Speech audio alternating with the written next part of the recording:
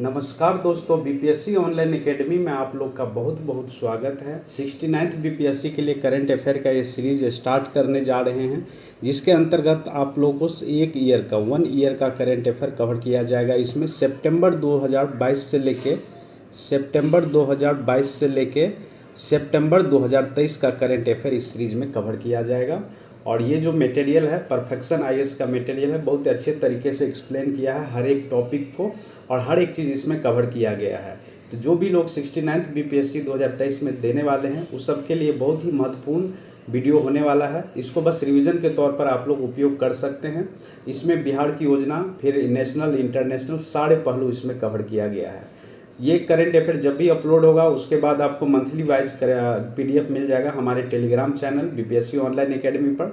तो चलिए बिना टाइम गंवाए स्टार्ट करते हैं आज का करंट अफेयर। पहला करंट अफेयर है कि स्मार्ट सीवरेज डिवाइस। देखिए, स्मार्ट सीवरेज डिवाइस है, अभी हाल ही में 2022 की बात हो रही है। सितंबर 2022 से हम लोग स्टार्ट करने वाले हैं।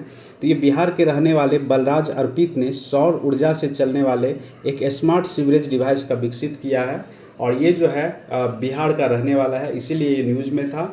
और ये जो है अभी वर्तमान में बलराज सॉफ्टवेयर प्राइवेट लिमिटेड ये फाउंड किए थे 2014 में, और जिनके अभी वर्तमान में ये सीईओ है और ये साइंटिस्ट है। ठीक है, तो ये बिहार से रहने वाले हैं, इसीलिए ये न्यूज़ में था। दूसरा टॉपिक है कि पर्यटन स्थल के रूप में आर्द्र भूमि। बिहार में 11 ऐसे ज़िले हैं जहां पर 100 हेक्टेयर से ज़्यादा बड़ी आर्द्र भूमि को पर्यटन स्थल के रूप में विकसित किया जाएगा। ये 64 आर्द्र भूमि की पहचान की जा रही है 11 ज़िले में है वैशाली, सारण, सिवान, पूर्वी चंपारण, मुजफ्फरपुर, बेगूसराय, समस्तीपुर, दरभंगा, कटिहार, भोजपुर एवं बक्सर। अभी हाल ही में बिहार सरकार के द्वारा एक डिसीजन लिया गया है कि जो बिसाऊ जमींदारी बांध है उसका चौड़ीकरण किया जाएगा। तो ये बांध अभी न्यूज़ में था, और ये है बेगूसराय जिला में। अभी हाल ही में जो बाघ का गणना हुआ है, बिहार में बाघ का जो है संख्या बढ़कर 67 हो गया है। इससे पहले कितना था हम लोग कमेंट बॉक्स में बताइए कि अभी वर्तमान में जो बाघों की संख्या है बिहार में 67 हो गया है। उसमें से सबसे ज़्यादा बाघ जो है वो वाल्मीकि नगर टाइगर रिजर्व में है, जो कि 56 है। पटना चिड़ियाघर में 9 है, और राजगीर चिड़ियाघर में जो सफारी है वहाँ पर 2 बाघ है। तो कुल मिलाकर बिहार में जो है 67 बाघ है वर्तमान में। का अभी डिस्कवर किया गया है बायोमेडिकल सेंसर। इसका जो डिस्कवर करता है वो है डॉक्टर सुदीप शेखर। ठीक है, डॉक्टर सुदीप शेखर इसके निर्माता करता है, मतलब निर्माण किए थे। ग्लोबल स्मिथ साइंस पॉलीमैथ 2022 पुरस्कार से सम्मानित किया गया है इस आविष्कार के लिए इसको। और ये पहले जो भारतीय मूल के हैं, और ये पहले प्रोफेसर है जिनको इस सम्मान के लिए चुना गया है। और मूल रूप से ये कंकरबाग के पटना के रहने वाले हैं। ये बिहार से संबंधित है, इसीलिए ये न्यूज़ में बना हुआ है। तो ये नाम याद रखिएगा, डॉक्टर सुदीप शेखर। संख्या जिम्मेदार। देखिए, ग्रामीण क्षेत्र में बाल विवाह का आप लोगों को पता ही है, बहुत ज़्यादा प्रचलन है। तो अब जो ये दे दिया है, सीधे तौर पे अगर बाल विवाह होता है किसी भी पंचायत में तो सीधे तौर पर मुखिया जी को टारगेट किया जाएगा। ठीक है, वैसे अगर बात करें तो बाल विवाह निषेध अधिकारी होते हैं कौन? एसडीओ और बीडीओ होते हैं। बिहार विवाह पंजीकरण अधिनियम जो 2006 में मुखिया को विवाह के पंजीकरण के लिए जिम्मेदारी दी गई थी। ठीक है, तो ये आपको याद रखना 2006 में है 2022 का। तो देखिए, बिहार में जो स्टार्टअप नीति आई थी, उद्योग मंत्री शाहनवाज हुसैन थे उस टाइम में। 29 जुलाई 2022 को बिहार स्टार्टअप पॉलिसी 2022 लॉन्च किया गया था, एक पोर्टल लॉन्च किया था। इस स्टार्टअप प्रोजेक्ट के तहत 10 साल के लिए 10 लाख रुपये का ब्याज मुक्त लोन दिया जाएगा जो भी लोग स्टार्टअप स्टार्ट करना चाह रहे हैं। अगर कोई महिला उद्यमी है या महिला ऐसा कोई है जो अपना खुद का स्टार्टअप स्टार्ट करना चाहती है या कंपनी शुरू करना चाहती है, तो उन पॉलिसी के तहत 5% अधिक लाभ उनको या सुविधा मिलेगी। और अगर SC ST है या विकलांग व्यक्ति है तो उसके लिए 15% अधिक सुविधा देने की जो है सुविधा प्रदान करेगी। बिहार में बिजली महोत्सव का ग्रैंड फिनाले हुआ है। बिजली महोत्सव के ग्रैंड फिनाले में बिहार राज्य के 5 जिले जुड़ेंगे। अब ये 5 जिले कौन कौन से हैं? जिसमें पटना है, भोजपुर है, नालंदा है, सुपौल है और मुजफ्फरपुर है। उज्ज्वल भारत उज्ज्वल भविष्य और पावर 2047 के तहत बिजली महोत्सव मनाया गया है बिहार में। इसके अंतर्गत बिहार के कितने जिले जुड़ने जा रहे हैं? 5 जिले। ये जिले का नाम याद रखिएगा, पटना, भोजपुर, नालंदा, सुपौल एवं मुजफ्फरपुर। 2022 में जीएसटी संग्रह क्या रहा बिहार का? तो बिहार का जीएसटी संग्रह, बड़े राज्यों में बिहार एक इकलौता ऐसा राज्य है जहां पिछले साल की तुलना में जीएसटी संग्रह में कमी आई है। और कमी आई है, कितना का कमी आई है? अगर हम लोग 2022 की बात करें जुलाई तक की, तो 1264 करोड़ रुपया की जीएसटी संग्रह किया गया था, जो कि 2021 जुलाई में बात करें तो 1281 है। इसके अंतर्गत अगर हम लोग बात करें तो 17 करोड़ रुपया का नुकसान हुआ है, या ऐसे बात करें तो 1% का नुकसान हुआ है। शीर्ष 3 राज्य की बात करें अगर हम लोग भारत में, तो सबसे ज़्यादा जीएसटी संग्रह हुआ है महाराष्ट्र में। यहाँ पर हुआ है कितना? 22,129 करोड़ रुपया। और उसके बाद दूसरे नंबर पे है गुजरात, 9183 करोड़ रुपया। उसके बाद है पश्चिम बंगाल, 4441 करोड़ रुपया हुआ है। ठीक है, अगला पॉइंट है खुदरा मुद्रास्फीति। ये जून 2022 में बिहार की खुदरा महंगाई दर सबसे कम थी। सबसे कम कितना प्रतिशत? 4.68% थी। उच्च मुद्रास्फीति जून में अगर हम लोग बात करें तो सबसे ज़्यादा भारत में रहा कहाँ पर? तेलंगाना में 10.05%। उसके बाद रहा आंध्र प्रदेश में 8.63%। और उस 3 नंबर पे रहा है महाराष्ट्र 7.97%। वही बिहार का क्या रहा? सबसे कम रहा 4.68%। उसके बाद है बेर्रा, जो कि पटना और चियरा नालंदा में है। ये बैरेज अभी न्यूज में था। दोनों से करीब 5187 हेक्टेयर क्षेत्र में सिंचाई होगी। और ये किस नदी से किया जाएगा? तो ये धरधा नदी पर ब्योरा बैरेज का निर्माण किया जा रहा है। तो ये नदी आप याद रखिएगा, धरधा नदी कहाँ पर है? तो ये नालंदा पे है। 2 जगह इससे क्या किया जाएगा? सिंचाई किया जाएगा। पटना की एक जगह है बर्रा में और दूसरा है चियारा में, जो कि ये पटना और नालंदा जो डिस्ट्रिक्ट है इसके सीमा क्षेत्र पे ये दोनों आता है, तो इसी से सिंचाई किया जाएगा। तो आपको नाम याद रखना है बैरेज का, बेरा बैरेज, जो कि धरधा नदी पर है। कॉलेज अभी न्यूज़ में था। ये क्यों न्यूज़ में था? तो लंगट सिंह कॉलेज जो कि मुजफ्फरपुर में है, और यहाँ पर है खगोलीय वेधशाला। इसको अभी यूनेस्को के सूची में शामिल किया है। ठीक है, अभी आप लोग को ये तो पता ही होगा, बीपीएससी के चेयरमैन हैं अतुल प्रसाद बीपीएससी के नए अध्यक्ष के रूप में अपॉइंट किए गए हैं। अब देखिए यहाँ पे ये बहुत महत्वपूर्ण न्यूज़ है, इसको आप एकदम गांठ बांध लीजिएगा, एकदम रट लीजिएगा। मणिपुर में जदयू। अब देखिए मणिपुर में जनता दल यूनाइटेड, जिसको कहा जाता है नीतीश कुमार की पार्टी है ये, तो मणिपुर में जनता दल यूनाइटेड को राज पार्टी की मान्यता प्राप्त हुई है। और इसके बाद अगर हम लोग बात करें तो बिहार का जो पार्टी है, बिहार, अरुणाचल प्रदेश और मणिपुर, ये 3 राज्य में राज पार्टी का दर्जा मिला है जनता दल यूनाइटेड को। ठीक, प्रोजेक्ट चल रहा है बिहार में, पटना म्यूजियम और बिहार संग्रहालय को जोड़ने का काम हो रहा है। पटना म्यूजियम और बिहार म्यूजियम को अंडरग्राउंड टनल से जोड़ने की योजना बना रही है। इसका जो लंबाई की अगर हम लोग बात करें तो लगभग 1 से 1.5 किलोमीटर की लंबाई है ये टनल का, और दोनों को अंडरग्राउंड टनल से जोड़ा जाएगा। महिलाओं के बीच इंटरनेट की पहुंच, अगर हम लोग बिहार की बात करें एक रिपोर्ट के अनुसार तो 20.6% महिला ही इंटरनेट इस्तेमाल करती है हमारे बिहार में। उसमें भी शहरी क्षेत्र में अगर बात करें तो 38.4%, और ग्रामीण क्षेत्र में बात करें तो ओनली 17% जो है महिला जो इंटरनेट की सुविधा ले पाती है या यूज करती है। अगर हम लोग पुरुष की बात करें तो 35.4% पुरुष इंटरनेट का इस्तेमाल करते हैं। शहरी क्षेत्र में 58.4% और ग्रामीण क्षेत्र में 39.4%। भारतीय दूरसंचार नियामक प्राधिकरण के अनुसार बिहार में 3,93,00,000 लोग, मतलब लगभग 43% लोग इंटरनेट का इस्तेमाल कर रहे हैं। ठीक है, जितना भी जनसंख्या है हमारे बिहार का, उसका 43% लोग ही इंटरनेट सेवा इस्तेमाल कर पाते हैं। अगर डेटा में अगर बात करें तो 3,93,00,000 लोग यूज करते हैं।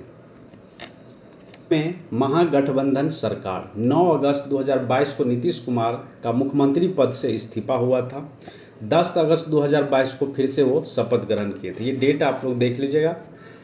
गठबंधन में 7 दल शामिल है और 164 विधायक शामिल है। 164 विधायक जो है 79 विधायक राजद से है, 45 विधायक जनता दल यूनाइटेड से है, 29 विधायक कांग्रेस से है, 12 है सीपीआई से, और 4 है HAM से है, जिसको हम कहा जाता है, और 2 है CPM से, और 2 है CPI से है, और 1 है निर्दलीय। इस तरह से 164 विधायक है इस महागठबंधन सरकार में जो पिछली बार हुआ था। तो अगर हम लोग बात करें तो यह जो नीतीश कुमार का है 8वां शपथ ग्रहण समारोह था। नीतीश कुमार का 8वां शपथ ग्रहण समारोह था। तो हम लोग देख लेते, कई बार ये डेट भी पूछ दिया जाता है जो लेटेस्ट वाला है। तो देखिए, प्रथम बार जो मुख्यमंत्री बने थे 3 मार्च 2000 को ये मुख्यमंत्री बने थे, प्रथम शपथ लिए थे। दूसरा बार ये लिए थे 2005 में, तीसरा बार लिए थे 2010 में, चौथा बार लिए थे 2015 में, पाँचवा बार लिए थे फिर से 2015 में, और छठा बार लिया गया था 2017 में, और 7वें बार 2020 में, और 8वें बार लिया था अगस्त 10 2022 को। ठीक है, इस तरह से 8 बार मुख्यमंत्री बने हैं। ये 2022 का हम लोग न्यूज़ बता रहे हैं। ठीक है, उसके बाद आगे हम लोग देखेंगे फिर से शपथ लिए हैं या नहीं। तो अभी तक में जो है 2 सितंबर 2022 का अगर बात करें तो ये 8 बार बन चुके हैं मुख्यमंत्री। अभी न्यूज़ में था भागलपुर जेल।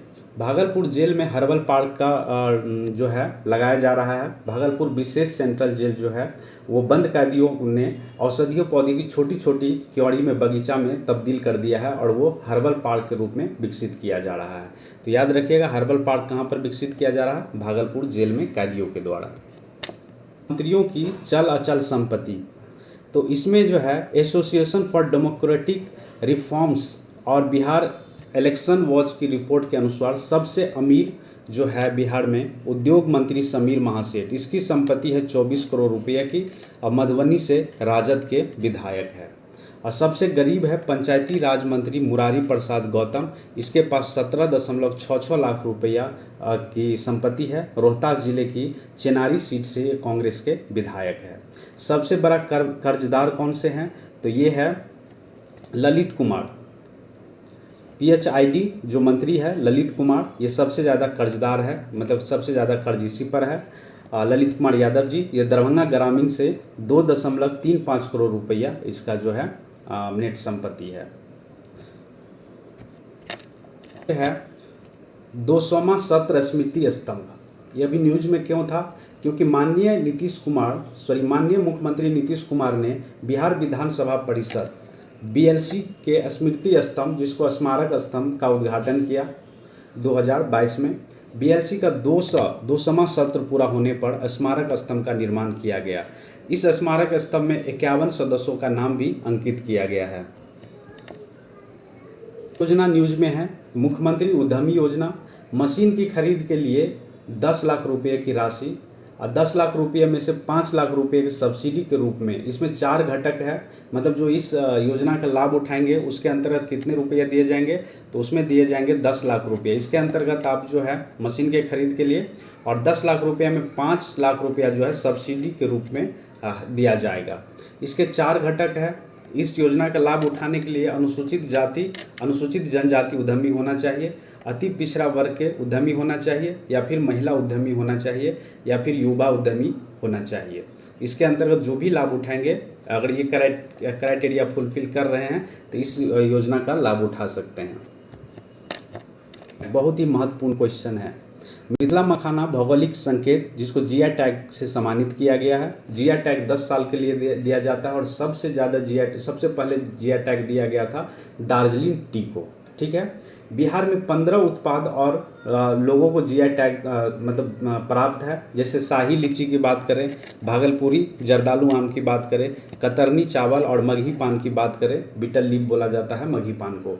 तो अभी सितंबर 2022 तक ये 15 उत्पादों को GI टैग मिल चुका था। अभी 2023 चल रहा है, तो अभी तक टोटल कितने ऐसे उत्पाद हैं जिसको GI टैग मिला है? आप लोग एक बार सर्च करके मुझे कमेंट बॉक्स में बताइएगा कौन कौन से बिहार का प्रोडक्ट है, या टोटल कितने प्रोडक्ट है जिसको GI टैग अभी मिला है 2023 तक, अभी जो चल रहा है सितंबर तक। ठीक है, Mrs India queen of Mrs India queen of substance 2022, Vishruti Mrs India queen of subset 2022 second runner up जो रही है, और दिल्ली के द्वारका में ये आयोजित किया गया था। तो इसका नाम आप याद रखिएगा, उतना इम्पोर्टेंट नहीं है, फिर भी चलिए। 2022 का ये न्यूज है, पटना से पाकिस्तान साइकिल से। पटना से पाकिस्तान लगभग 1700 किलोमीटर की दूरी सफ़र तय करने वाला जो आदमी है, इनका नाम है गोविंदम उर्फ नक्शा। ये 1700 किलोमीटर दूरी तय किए हैं साइकिल से, और यात्रा का नाम था इसका बर्न फैट सेव फ्यूल। पुस्तक सोने का हाथ। अब देखिए, ये पुस्तक है सोने का हाथ। माननीय मुख्यमंत्री नीतीश कुमार ने लेखक विमोचन मुख्यमंत्री नीतीश कुमार द्वारा लिखित पुस्तक सोने का हाथ विमोचन किया। मतलब ये जो बुक लिखा गया है, ये किसके द्वारा? ये नीतीश कुमार के द्वारा ये बुक लिखा गया है, माननीय मुख्यमंत्री। और ये पुस्तक का नाम है सोने का हाथ। विश्वास मंत्र हुआ था। बिहार में नई महागठबंधन सरकार जब बना था तो 24 अगस्त 2022 को आसानी से विश्वास मत जीत लिया था। सरकार ने 160 मतों के साथ विश्वास प्रस्ताव जीता है। 243 सदस्यीय विधानसभा में सभी 7 गैर भाजपा दलों ने सरकार के पक्ष में मतदान किया और 4 विधायक अनुपस्थित रहे थे।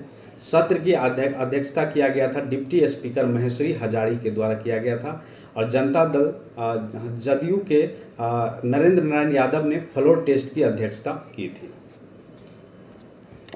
और बहुत ही महत्वपूर्ण है, इसको ध्यान से देखिएगा। साहित्य अकादमी पुरस्कार मधुबनी के डॉक्टर वीरेंद्र झा को दिया गया है मैथिली भाषा के लिए साहित्य अकादमी बाल साहित्य पुरस्कार। इसका नाम था पुस्तक का क्या? उड़ानछू या उड़ानछू कह सकते हैं, ये किताब का नाम था इनके। ठीक है। उसके बाद है ग्रीन लॉकडाउन। बगहा बिहार में आदिवासियों द्वारा 48 घंटे का हरित लॉकडाउन लगाया गया था। तो ये पूछा जा सकता है कि हरित लॉकडाउन कहाँ पर लगाया गया था? तो बगहा में, जो बिहार में बगहा जगह है, वहाँ पर आदिवासियों के द्वारा 48 घंटे का हरित लॉकडाउन लगाया गया था। तो इसी के साथ हमारा जो बिहार का था, बिहार से संबंधित जितने 28 पॉइंट था सितंबर 2022 का, उसका हम लोग बात किए। अब यहाँ से आगे हम लोग राष्ट्रीय वाला न्यूज़ कवर करने वाले हैं, जो सितंबर 2022 में जो भी 15-20 पॉइंट होगा, जो महत्वपूर्ण होगा, उस पर हम लोग चर्चा करेंगे। हम लोग 6 लाख करोड़ रुपया ये दिया गया केंद्र सरकार के द्वारा, ताकि इसके जो केंद्रीय मंत्री ने भारत संचार निगम लिमिटेड, जिसको BSNL कहा जाता है, इसको पुनरुद्धार के लिए 1.6 लाख करोड़ रुपया की पैकेज की घोषणा की है, जिसके अंतर्गत ये BSNL को और भी डेवलप किया जाएगा। 2018 से सड़क हादसों में गिरावट आई है, ये बताया है। 2018 से 2020 तक जो सड़क दुर्घटना और इसके परिणाम स्वरूप होने वाली मौत के बारे में जो डेटा जारी किया था, 2019 में बात करें तो 2019 में अगर हम लोग बात करें तो 4.5 लाख दुर्घटनाओं में से 1.5 मतलब 1.5 लाख लोगों की मौत हुई थी। ये घटकर 2020 में अगर बात करें तो 3.5 लाख दुर्घटना हुई, जिसमें से 1.3 लाख मौत हुई थी। तमिलनाडु में सबसे ज़्यादा सड़क दुर्घटना हुई थी, और इसमें है 45,000। ठीक है, 45,000 सड़क दुर्घटना जो है ये तमिलनाडु में हुआ था। तो सबसे ज़्यादा सड़क दुर्घटना कहाँ पर? तमिलनाडु में 2020 में। उत्तर प्रदेश में सबसे ज़्यादा मौत हुई थी 2020 में 19,149 मौत हुई थी। और बिहार जो है 90वें स्थान पर सबसे ज़्यादा मौतें हुई है, जो कि 6,699 2000 मौत हुई थी बिहार में। हाँ जी। अभी एक जो है त्वचा रोग, जिसको गठदार त्वचा रोग कहा जाता है, LSD भी कहा जाता है, ये अभी न्यूज़ में है। ये राजस्थान में ढेलेदार त्वचा रोग के प्रकोप के कारण 1200 से अधिक गौवंश की मृत्यु हो गई। गौवंश मतलब मवेशियों में ये रोग होता है, गाय में बेसिकली देखा गया है। ये पॉक्स वायरस के चलते ये गठदार रोग होता है। ये सबसे पहले जाम्बिया देश में देखा गया था, महामारी का रूप ले लिया था 1929 के टाइम में। फिर एशिया और प्रशांत महासागर क्षेत्र में 2019 में देखा गया है, और 2022 में राजस्थान मतलब इंडिया में देखा गया है। ठीक है, तो इतना याद रखना है। गठदार त्वचा रोग जो है ये गाय में होती है ये रोग, और ये पॉक्स वायरस के चलते होता है। अभी हाल में राज्य के कानूनों की वार्षिक समीक्षा की गई है 2021 के लिए। तो 2021 में देखा गया है कि सबसे अधिकतम बैठक जो हुआ था वो केरल विधानसभा का हुआ था 61 दिन का, और सबसे ज़्यादा अधिकतम अध्यादेश जारी करने वाला राज्य भी है केरल है, 144 अध्यादेश जारी किया था। उसके बाद आंध्र प्रदेश है 20 अध्यादेश, और 3 नंबर पे है महाराष्ट्र, जहाँ पर 15 अध्यादेश जारी किए गए। वर्ष 2021 में पारित सभी कानूनों में से देखा गया है कि 21% के साथ शिक्षा सर्वोच्च प्राथमिकता थी। ठीक है। लंबित मामला, एक सेकंड, सॉरी। अब देखिए ये लंबित मामला क्या है। विभिन्न अदालतों में लंबित के जो मामले थे, उच्चतम पेंडेंसी इलाहाबाद उच्च न्यायालय में देखा गया कि 10 लाख से ज़्यादा लंबित मामले हैं। राजस्थान में 6 लाख से ज़्यादा और बम्बई में लगभग 6 लाख से ज़्यादा यहाँ लंबित मामले हैं। इन्वायरमेंटल इंसाइट्स एक्सप्लोरर जिसको कहा जाता है EIE डेटा के अनुसार औरंगाबाद जो है, ये महाराष्ट्र की बात हो रही है, महाराष्ट्र में जो औरंगाबाद ज़िला है उसका बात हो रहा है। औरंगाबाद जिसने गूगल के डेटा भारत का पहला स्मार्ट शहर प्राप्त करने वाला बन गया है। फॉर भारत में नीलकणी केंद्र ये स्थापित किया गया है IIT मद्रास के द्वारा यह स्थापित किया गया है। ये काहे स्थापित किया गया है, तो इसमें जितने भी भारतीय भाषा है उसको बढ़ावा देने के लिए, मतलब उसका उद्देश्य क्या है, ये सबसे पहले ये याद रखना आपको। AI फॉर भारत या नीलकणी केंद्र शुरुआत की है और इसका उद्देश्य है भारतीय भाषाओं के लिए open source language artificial intelligence का निर्माण करना मुख्य उद्देश्य है इसका। देखिए ये तो पुराना क्वेश्चन है, 2022 का हम लोग सितंबर का कर रहे हैं। तो अभी वर्तमान में कौन है वो हम लोग कमेंट बॉक्स में बताइए, ठीक है। तो ये 39वें नंबर के जो चीफ जस्टिस थे भारत के वो कौन थे, ललित थे, ठीक है। तो अभी कौन है वर्तमान में और कितने नंबर का है कमेंट बॉक्स में मुझे बताइए। ललित है NDA उम्मीदवार जगदीप धनखरे जो थे वो NDA के उम्मीदवार थे। 6 अगस्त 2022 को भारत के 14वें उपराष्ट्रपति चुने गए। विपक्ष के उम्मीदवार कौन थे, मार्गरेट अल्वा थे, ये भी याद रखना आपको।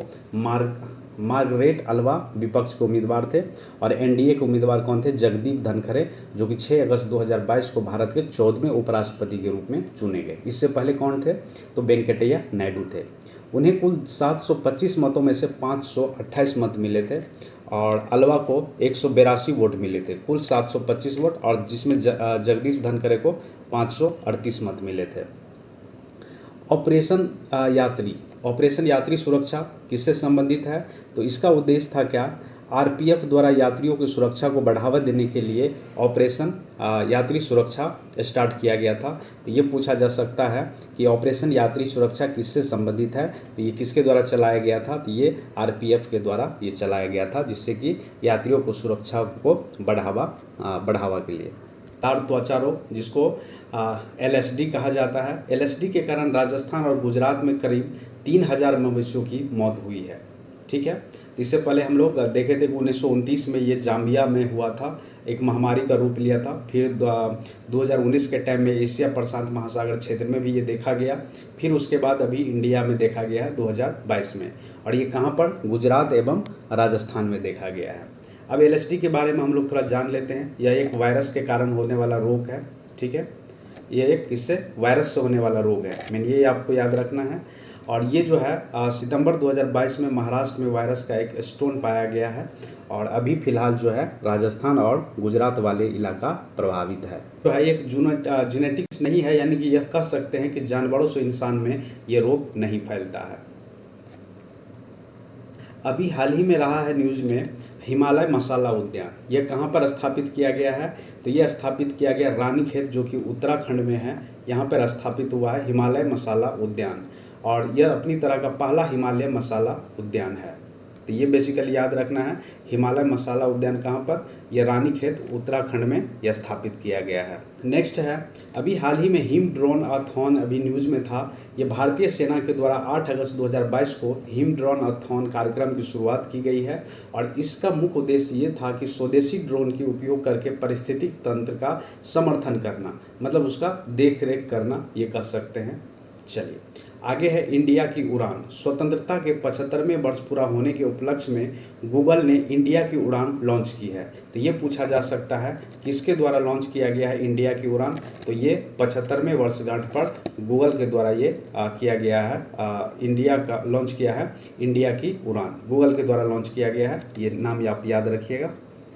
चलिए नेक्स्ट है, केंद्र ने कॉर्बेक्स को बूस्टर के रूप में मंजूरी दी है। केंद्र सरकार ने जो वयस्क लोग हैं 18 वर्ष से ऊपर के लिए है, उसके लिए विषम बूस्टर के लिए रूप में कॉर्बेक्स को मंजूरी दी है। मतलब कॉर्बेक्स एक वैक्सीन है जो कि कोरोना वैक्सीन का जो डोज लिए होंगे या तो कोविशील्ड लिए होंगे या तो कोवैक्सीन लिए होंगे, जो पहली या दूसरी खुराक में लिए होंगे तो तीसरे बूस्टर डोज के रूप में उपयोग कर सकते हैं कॉर्बेक्स। ठीक है, आइए हम लोग थोड़ा कॉर्बेक्स के बारे में जान लेते हैं। चलिए, कॉर्बेक्स जो है भारत का पहला स्वदेशी रूप से विकसित रिसेप्टर बाइंडिंग डोमेन प्रोटीन सब यूनिट वैक्सीन है, जो कि कोविड के लिए दिया जाता है या कोविड के अगेंस्ट में ये इंजेक्शन लगाया जाता है। और ये हैदराबाद में स्थित जो बायोलॉजिकल ई की प्रोटीन सब यूनिट वैक्सीन है, इसे हानि रहित एस प्रोटीन इसमें होता है। तो कॉर्बेक्स जो है ये बूस्टर डोज के रूप में उपयोग कर सकते हैं, ऐसा केंद्र सरकार ने कहा है। चलिए, 76वां स्वतंत्रता दिवस जो कि 2022 में मनाया गया, 2023 में 77वां स्वतंत्रता दिवस था। तो हम लोग बात करते हैं पहले 2022 का 15वां स्वतंत्रता दिवस जो मनाया गया 2022 में, 15 अगस्त 2022 को यह 76वां संविधान संशोधित था स्वतंत्रता दिवस था। स्वतंत्रता दिवस पर पीएम मोदी ने 9वीं बार लाल किले से संबोधित किए। तो ये 2022 की बात है, तो 2023 में कितना हो गया, 10वीं बार लाल किले से संबोधित किए हैं। ठीक है, इस अवसर पर उन्होंने 5 संकल्प प्रस्तुत किए थे 2022 में। एक नया नारा भी दिए थे, जय जवान जय किसान, और इस नारा में जय अनुसंधान जोड़ दिया गया था। ठीक है, चलिए अब है 17 नंबर। इसमें कहा जा रहा उच्च न्यायालय के न्यायाधीशों की नियुक्ति। पहली बार सूची में 3 महिला शामिल थी, जो कि कौन है, जस्टिस हिमा कोहली है और बीबी नागरत्ना है और बेला त्रिवेदी है। अगर हम लोग बात करें जस्टिस नागरत्ना की, तो ये 2027 में जो न्यायाधीश का चुनाव होने वाला है उसके कतार में ये हैं। सलमान रुश्दी पर हमला, ये लेखक हैं सलमान रुश्दी, इस पर 12 अगस्त 2022 को हमला हुआ था। अभी न्यूज़ में था दुनिया का सबसे ऊंचा रेलवे ब्रिज। अब देखते हैं कहाँ पर है। चिनाब नदी पर दुनिया के सबसे ऊंचे रेलवे पुल का निर्माण किया गया है, दोनों सिरों को जोड़ा गया है। इसको गोल्डन ज्वाइंट कहा गया है और इसका उद्घाटन हुआ है 2022 में। जम्मू कश्मीर के रियासी जिले में स्थित है ये। इसकी लागत जो है 1250 करोड़ रुपया की लागत से ये बनी है। इसकी लंबाई 1.3 किलोमीटर है और ऊंचाई अगर चिनाब नदी के तल से अगर बात करें तो 300 लगभग 60 मीटर की ऊंचाई पर है यह। और पेरिस के एफिल टावर से इसकी अगर हम तुलना करें तो पेरिस के एफिल टावर से 30 मीटर ये ऊंचा पुल है। ये भी याद रखना है, ये रेलवे ब्रिज है। चलिए, अगला है कार्यात्मक रूप से साक्षर जिला। तो देखिए, एक जिला है मांडला जो कि मध्य प्रदेश में है। मांडला जिला मध्य प्रदेश क्षेत्र को जो है पहला कार्यात्मक रूप से साक्षर जिला घोषित किया गया है। जो अभियान चला था 15 अगस्त 2020 को ये चला था, उसके अंतर्गत जो है कार्यात्मक रूप से साक्षर जिला मांडला को घोषित किया है, जो कि मध्य प्रदेश में है।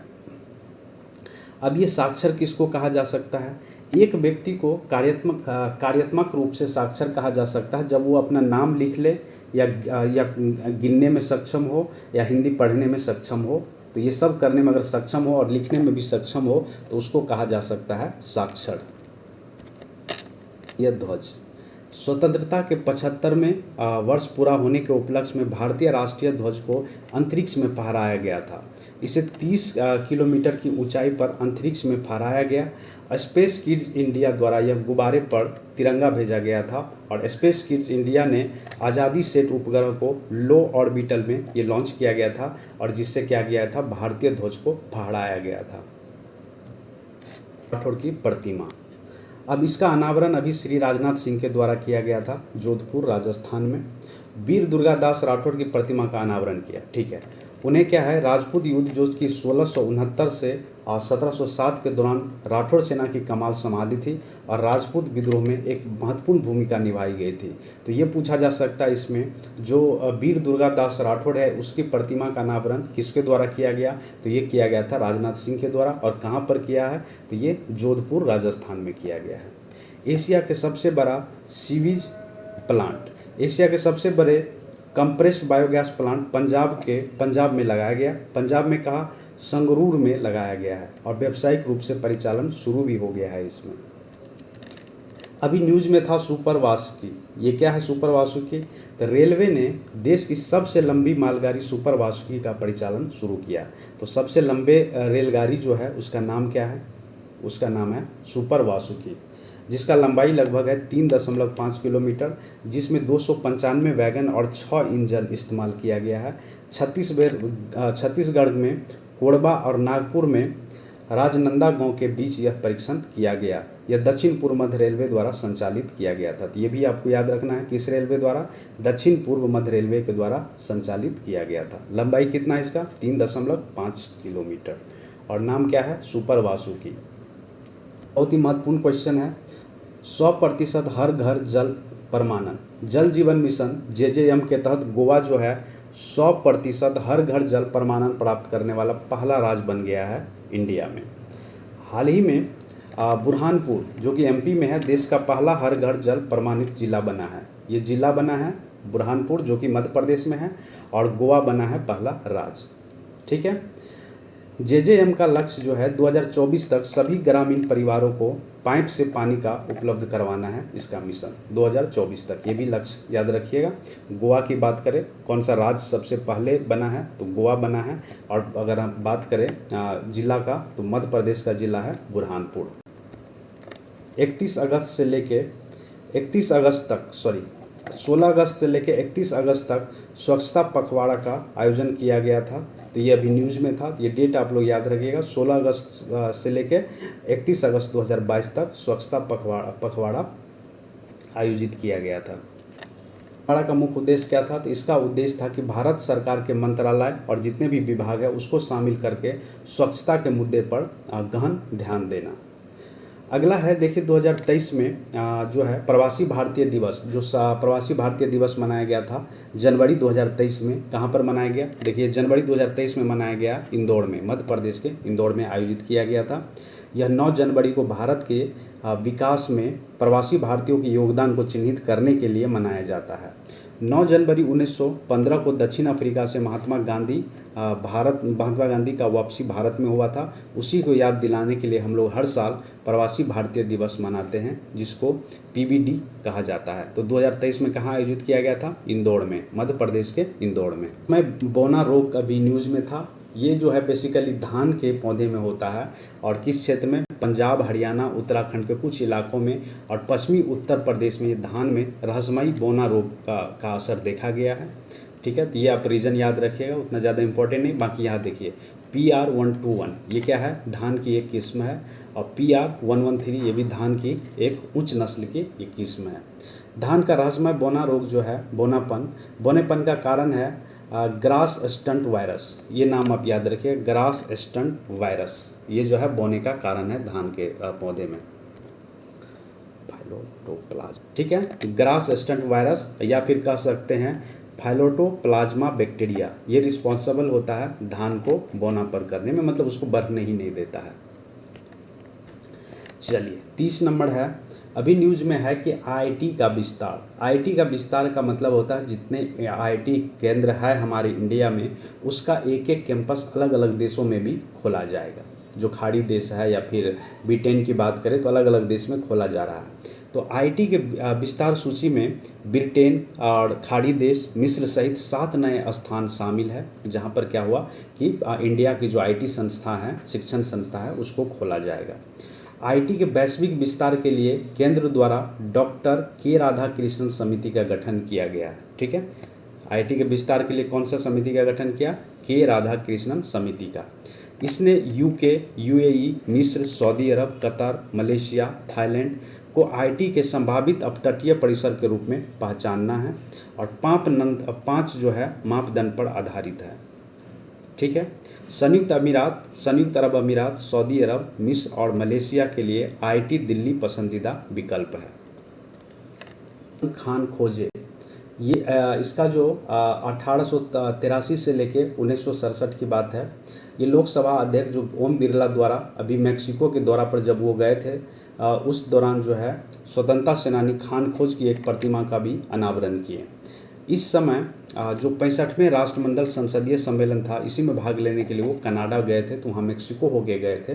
तो वहीं पे पांडुरंग खान खोजे का मूर्ति का अनावरण किए। भारत ने केरल में टमाटर फ्लू के मामले दर्ज किए। मतलब अगर पूछा जा सकता है इंडिया में टमाटर फ्लू कहाँ फैला था, तो ये फैला था कहाँ पर, केरल राज्य में। इसकी पहचान सबसे पहले केरल के कोल्लम जिले में हुई थी 6 मई 2022 को। इसका लक्षण है त्वचा में जलन और डिहाइड्रेशन। यह बच्चों में चिकनगुनिया या डेंगू बुखार का प्रभाव हो सकता है। अभी 2022 में वायुसेना के 3 अधिकारी को बर्खास्त कर दिया गया था। ब्रह्मोस मिसाइल की आकस्मिक फायरिंग पर 3 इंडियन एयरफोर्स अधिकारी बर्खास्त हुए थे।